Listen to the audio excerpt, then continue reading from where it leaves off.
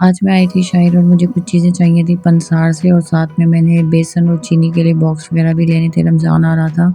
यहाँ सादिक बाज़ार पहुँची तो सादिक बाज़ार की शक्ल टोटली चेंज हो चुकी थी। क्या उन्होंने बाज़ार बना दिया। अब तो मैं खामखा घूमने भी आऊँ तो दिल लगा रहेगा। ये लाइट्स लगी हुई थी ऐसे जैसे लंदन की बाज़ार हो। आगे जाके देखा तो वहाँ बेंचेस भी बड़े हुए हैं, यानी जब आप शॉपिंग करके थक जाए, मस्जिद भी शॉपिंग करनी हो तो इस बेंच पे बैठ सकते हैं आप। आगे गोल्ड की शॉप है, बड़े खूबसूरत वॉचेस रखे हुए थे, सोचा इनकी भी क्लिप बना लूं। मेरा जनाब चार्जर हो चुका है गुम मुल्तान में, तो मैं वापस आई तो मेरे मोबाइल की चार्जिंग नहीं थी, मोबाइल को चार्ज किया। यहाँ पे मेरी पुरानी मेट छोड़ के मुझे जा चुकी थी। मुझे बैड न्यूज़ देनी है कि मैं रमज़ान अपने गाँव में गुजारूंगी, तो मैं आपको न्यू दे के जा रही हूँ। तो मेरी शर्त ये भी है कि आप जस्ट इसे 1 मंथ के लिए रखेंगे, जब मैं वापस आ जाऊंगी तो आप मुझे अपनी जगह वापस देंगी। जब मैंने इस बच्ची को देखा तो इसको तो मैं काफ़ी सालों से ट्राई कर रही थी कि मुझे मिल जाए, लेकिन मेरे नसीब में नहीं थी। अब रमज़ान का महीना था, अल्लाह ने मेरे पे फजल किया, मुझे ये मेड मिल गई। इफ्तारी तो मैं अकेले बना नहीं सकती थी और अल्लाह ताला अपने हर बंदे को जानता है, तो अल्लाह पाक ने मेरे लिए वसीला बना दिया। मैं अभी बहुत ज़्यादा खुश थी और कुछ सामान लेके आई थी थोड़ा सा घर का, वो समेट रही थी और साथ में सेटिंग भी कर रही थी कि मुझे इफ्तारी या सहरी के टाइम पे कुछ चीज़ें ढूंढनी ना पड़े। सहरी के टाइम पे तो मैंने अकेला ही होना था, तो इसलिए मैं सारी चीज़ें पहले से सेट करके रख रही थी। आज शाही रोड से जब वापस हम घर आने लगे, जुगनू चौक पे हमने जाना था, चिकन लेना था, कबाब बनाने थे, तो एक रिक्शे वाला हमें मिला।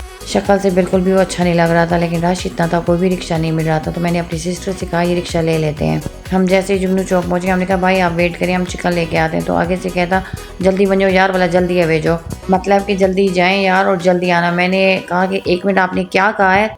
फिर उस ढीठ हड्डी ने सेम वर्ड्स यूज़ किए। उसके बाद मैं नहीं बताती कि मैंने उसके साथ क्या किया। अगर आज मैं ब्लैक बेल्ट होती या मुझे कराटे आते होते ना, मैंने उसका मुंह तोड़ देना था, लेकिन वो मेरे से हाइट में कुछ ज़्यादा लंबा था। अगर वो उसकी हाइट कम होती तो मैंने उसको थप्पड़ भी मार देना था, लेकिन उसकी किस्मत अच्छी थी। मैं नीचे उतर के गई, चिकन वाले को कहा कि जरा इसकी जाके वीडियो बनाओ और इसके रिक्शे का नंबर मुझे लिख के दो। ऐसे ही चिकन वाला भाई अब जाने लगा तो वो उसने फौरन रिक्शा वहां से भगा दिया। मतलब कि रमजान का महीना उसके लिए भी मुबारक साबित हुआ, वरना मैंने उसके साथ बहुत बुरा करवाना था। वापस आई तो मूड थोड़ा सा ऑफ हुआ था, थकी हुई भी बहुत ज्यादा थी, लेकिन नई मेड आने की खुशी जो मेरे अंदर थी वो मैं एक्सप्लेन नहीं कर पा रही थी। जब मेरे हस्बैंड को पता चला कि मेरी नई मेड आई है, वो मुझे कह रहे थे कि 1 साल से ट्राई कर रही हो, अब खुदा का शुक्र अदा करो कि तुम्हें मिल गई है। अब यहाँ पे मैं जैसे ही किचन साफ कर रही थी तो जनाब जी मेरे हस्बैंड ने कहा कि मैं मटर पुलाव खाऊंगा, मुझे मटर पुलाव बना के दो।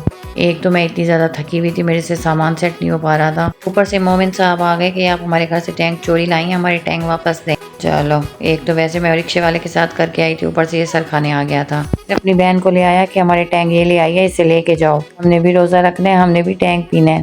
किचन मेरा ऑलमोस्ट सेट हो चुका था, चीजें मैंने अरेंज करके रख दी थी। यहाँ पे रियाना सामान बना रही थी मटर पुलाव के लिए, मैं जल्दी जल्दी काम कर रही थी। अभी तक डाउट रहती कि पता नहीं चांद नजर आया है या नहीं आया, कल रोजा होगा नहीं होगा, कंफ्यूजन में खड़े होकर मैं काम कर रही थी। साथ में अंकल की भी हॉस्टल से कॉल्स आ रही थी कि क्या पता कल रोजा हो जाए, आप आ जाए, हम सहरी प्लान कर लें। यहाँ पे तो मेरे से अपना घर नहीं संभल रहा था, तो मैं क्या हॉस्टल खाक जाके संभालती। फिर मेरी मेड ने मुझे काफ़ी हेल्प आउट किया हुआ था। टाइम मेरे पास बहुत कम था, मैंने हॉस्टल भी जाना था, पुलाव भी बनाना था, कबाब का मसाला भी आज ही बना के रखना था। इतना ज़्यादा काम करने के बाद अब मुझे अच्छी फीलिंग्स नहीं आ रही थी। अब मेरा दिल कर रहा था मैं जाके शावर भी लूँ। मेरी माइंड में एक प्लानिंग लिस्ट बन चुकी होती है, उसके अकॉर्डिंग मैं चल रही होती हूँ। अगर कोई भी चीज़ आगे पीछे हो जाए ना, मैं बहुत मेंटली डिस्टर्ब हो जाती हूँ और मुझे काम करने में मज़ा नहीं आ रहा होता। अब मैंने सोचा कि यहाँ पे पहले मैं मटर पुलाव बना के जाऊँ, हॉस्टल से भी विजिट कर रहा हूँ, उसके बाद मैं आके शावर लूँगी। यहाँ पे मेरी अम्मी जान को मेरे निकम्मेपन का पता है, तो मेरी अम्मी जान मुझे मटर छील के बनवा के दे के गई थी और मैंने इनको फ्रीजर में फ्रीज किया हुआ था। फिर मैंने अपने हस्बैंड की फरमाबरदारी करके जी हजूरी करके मटर पुलाव को ओके किया। अगर ये मटर ना होते तो मैंने ये एक्सक्यूज देना था कि मटर तो है नहीं, अब मटर लेके आएंगे छीलेंगे तो टाइम लग जाएगा। अब साथ में हॉस्टल की भी प्लानिंग माइंड में चल रही थी कि हॉस्टल में सहरी में इनको क्या दे, तो मैंने यही सोचा हुआ था कि जैसे हम इनको अंडे या फिर आलू की भुजिया देते हैं वो वहीं देंगे और साथ में इनको दही भी दे देंगे, ताकि इनको रोजाना लगे और इनको ये कंप्लेन ना है कि जो डेली ब्रेकफास्ट करते हैं वही है। तो चीनी लाने के लिए मैंने सोचा हुआ था इनको दही दूंगी। और साथ में मैंने ये भी प्लान कर लिया था कि इनको अफ्तारी तो हमने देनी नहीं है, क्योंकि जितना लिमिटेड अमाउंट ये हमें देती हैं उसमें हम जस्ट इन्हें 2 टाइम मैस ही प्रोवाइड कर सकते हैं। उसके लिए मैंने डिनर प्लान किया हुआ था कि लड़कियां शौक से बिरयानी खाती हैं। जब भी मैं कभी पूछूं कि आज मेस में क्या बनाए, तो उनका आगे से जवाब आता है कि आप ही बिरयानी बना दें। तो पहले रोजे की खुशी में मैं इनको खिला रही थी हॉस्टल में बिरयानी। यहाँ पे मेरी मेड मुझे सुख का फरिश्ता लग रही थी, ऐसे जैसे अल्लाह ताला ने मेरे लिए सुख का फरिश्ता भेज दिया हो। मैं मुंह से अल्फाज निकालती थी, वो 1 सेकंड में पूरा कर देती थी, क्योंकि पहले यही मेड मेरी फ्रेंड के घर होती थी, तो वो मोहतरमा कुछ जरूरत से ज्यादा सुगड़ है, तो सारे काम इसको सिखा चुकी थी, अच्छे से इसको ट्रेन किया हुआ था। अब यहाँ पे मैंने अपने मटर पुलाव को लगाया दम, तो सोचा मैं इतने में जाके हॉस्टल का विजिट करके आऊँ। मुझे भूख भी बहुत लग रही थी। अब मैं यही सोच रही थी कि जैसे ही हॉस्टल से आऊँगी मैं फ़ौरन आके अपना खाना खाऊंगी। अब यहाँ पे मेरा खाना हो चुका था बिल्कुल रेडी। इतना टेस्टी पुलाव मैंने बनाया था कि मुझे खुद पे भी यकीन नहीं आ रहा था कि मैंने इतना जल्दी जल्दी बनाया। सारी चीज़ें जिंदा सलामत एक ही दफ़ा पे डाल दी और इतना टेस्टी।